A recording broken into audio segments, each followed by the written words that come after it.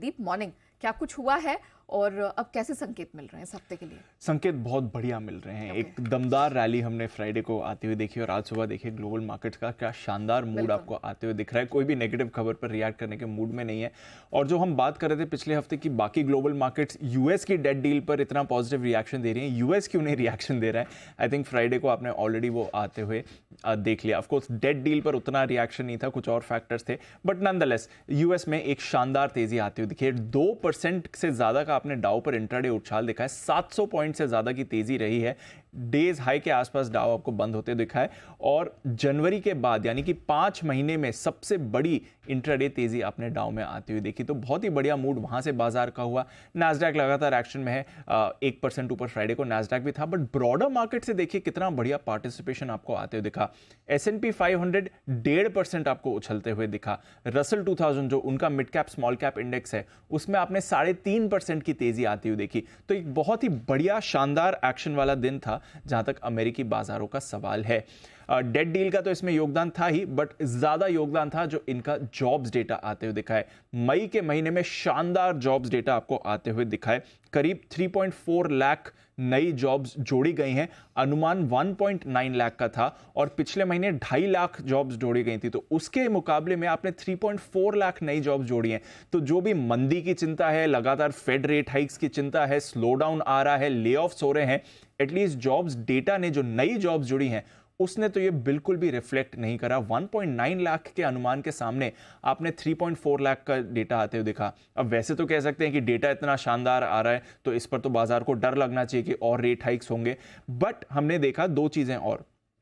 बेरोजगारी जो है वो एक्चुअली बढ़कर आई, 3.4% से बढ़कर 3.7% पर आई। अनुमान 3.5% का था, तो अनुमान से ज्यादा बेरोजगारी हो गई है। 7 महीने में सबसे बड़ा बेरोजगारी का आपको आंकड़ा आते हुए दिखा है। तो इसकी वजह से वो डर खत्म हो गया कि शायद फेड को और अग्रेसिवली रेट हाइक्स करनी पड़ेंगी। बट जो शानदार नई जॉब्स का डेटा आया है उससे भरोसा मिला कि इकोनॉमी में कोई स्लोडाउन या मंदी का डर नहीं है। और दोनों फैक्टर्स को कंबाइन करके हमने देखा एक शानदार तेजी वाला दिन था जहां तक अमेरिकी बाजारों का सवाल है। ये रोजगार के आंकड़े बेहद मजबूत आपको आते हुए दिखे और इसलिए भी बाजार खुश है कि फिलहाल मंदी की कोई चिंता नहीं है। हमने जरूर देखा कि बॉन्ड यील्ड में बढ़त हुई थी, 10 साल की यील्ड वापस 3.7% के पार गई है। बट अभी भी अगर आप जानकारों की देखें, 9 दिन बाकी हैं फेड पॉलिसी में और उसमें लोग मान रहे हैं कि हाइक नहीं होगा। 75% लोग इस समय मान रहे हैं कि जून की पॉलिसी में रेट हाइक नहीं होने वाला है। तो देखते हैं कैसा रहेगा, बट वहां से बाजार को बहुत बड़ा कॉन्फिडेंस मिला। और जैसे मैंने कहा, जो डील है डेट डील, वो अब बाइडेन साहब ने भी उस पर हस्ताक्षर कर दिए हैं, तो ऑफिशियली बिल पास हो गया है। यूएस की डेट सीमा बढ़ चुकी है, वहां से बाजार की कोई चिंता नहीं है। बट क्योंकि यूएस में इतनी बढ़िया पॉजिटिविटी थी तो हमने ऑफकोर्स यूरोप में भी बढ़िया एक्शन देखा। 1 से 1.5% की तेजी यूरोप में आपने आते हुए देखी। आज सुबह जैसे आप बता रही थी, कच्चा तेल बड़ा रिएक्शन दिखा रहा है क्योंकि ओपेक की बैठक हुई, वहां पर सऊदी ने वॉलंटरी कट लेने का ऐलान किया है। साथ ही जो ऑलरेडी आउटपुट कट्स हैं वो एक्सटेंड किए जाएंगे अगले साल में। तो उसकी वजह से हम देख रहे हैं 2 हफ्ते की ऊंचाई के करीब आपको ब्रेंट आते हुए दिखा है। 78 तक गया था, वहां से थोड़ा रिट्रेसमेंट हुआ है, अभी 77 पर आपको दिख रहा है। इसके अलावा आप देख रहे हैं कि डॉलर इंडेक्स वापस 104 के पार आ गया है।